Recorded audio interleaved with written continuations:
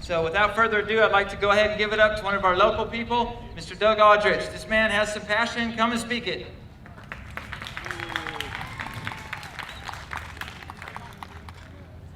I was raised believing that our country was a government that was of the people, by the people, and for the people. One of my greatest fears right now is that we have an administration who wants to create a new people that's of the government, by the government, and for the government. That's not how I want to raise my children.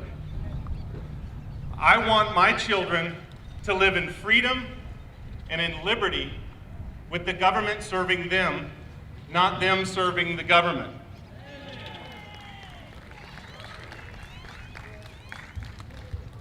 I've wondered, I'm just a normal, ordinary citizen. What can I do? I've already voted. I cast my vote, and this is what I'm getting. Maybe you felt the same. And as I wrestled with this, it came to me that we need to start with us as individuals. There's many people here that are going to talk about how to organize as a group, and that's a wonderful thing, and I encourage you to read their material and seriously consider what they have to say. But have you noticed how in the last few months the word change has gotten very dirty? I don't think that we need more change at this point in our country. What we need is reform.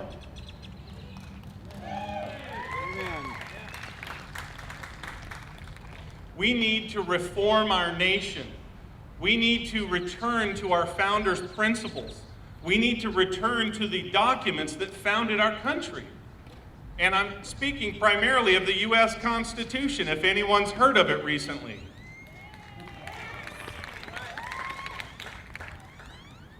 If we're going to reform our nation, may I humbly suggest we need to reform ourselves first.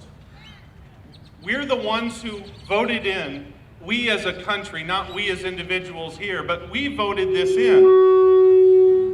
We voted this in, and we can reform this.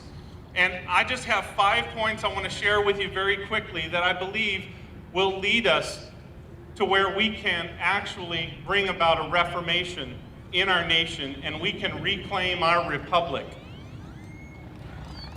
The first point that I want to share is that we need to pray. We were founded on Christian principles, on biblical principles. It was not a generic religious thing. It was Christian principles. Patrick Henry, the man who said, "Give me liberty or give me death," also said that we weren't founded by religionists. We were founded by Christians.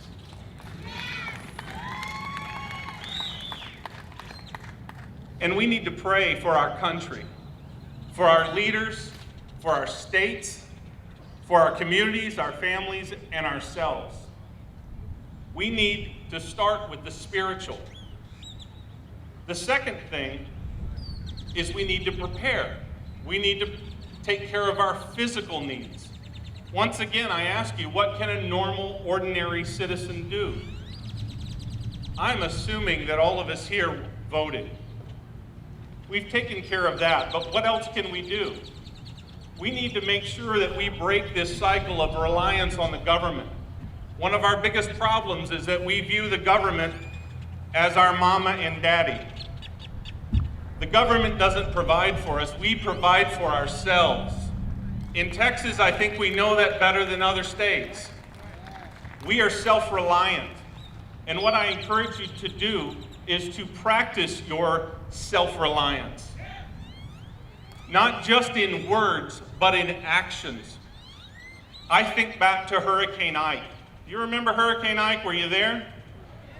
Do you remember many of us didn't fill our tanks up with gasoline before a storm that was hitting that we knew was coming? Do you remember that people were in lines at grocery stores that were closed? Do you remember the gas stations that had yellow tape around them with police guarding them? What I encourage you to do is to take care of your physical needs ahead of time. One of the simple ways to do that is to have an emergency kit. This is something I'm doing for my family, is a 72-hour emergency kit that has everything I need for 72 hours. That's just the immediate need. Long-term needs you can take care of as well. Plant a garden. Become more self-reliant than you have been. The first step is to pray. Take care of the spiritual. The second step is to prepare. Take care of the physical. What else can a normal, ordinary citizen do? The third step I would encourage you to take is to study. Study our founding documents. Before that, I would actually study your Bible. Make sure you understand the biblical principles that our nation's actually founded on. I encourage you to be in small groups. Study the books that would help you. There's one that everyone's talking about right now, The 5,000-Year Leap. I encourage you to read that. There's another one, a study guide to the U.S. Constitution, the Heritage Study Guide. There's many other things, and one of them I'd encourage you to read is the Constitution itself. It's an amazingly short document for how long it's led our nation and guided us. That would be the mental. The first is the spiritual, the second is the physical, the third is the mental preparation. Another thing is to influence. And that's part of what we're doing today. We need to influence one another for the good.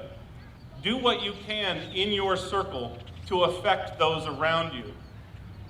Whether that's through email, through social networking websites, through small home study groups, I encourage you to influence one another. And I already have family members who think I'm going off the edge a little bit. Maybe you do as well.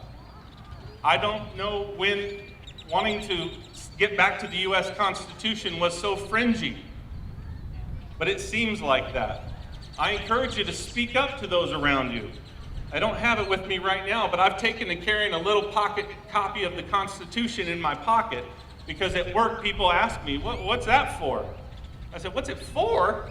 It's what our nation's founded on. It's how you have the right to walk around and do what you do every day. And some people have asked me, what are you running for office? And I just have some smart aleck replies. I said, oh, might as well. Nobody else is reading the Constitution right now. I encourage you to speak up.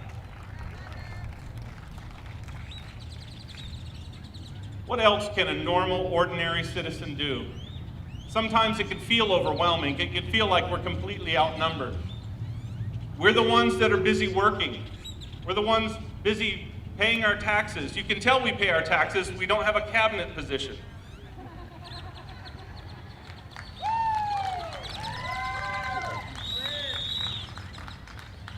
We need to learn to speak up. It's new.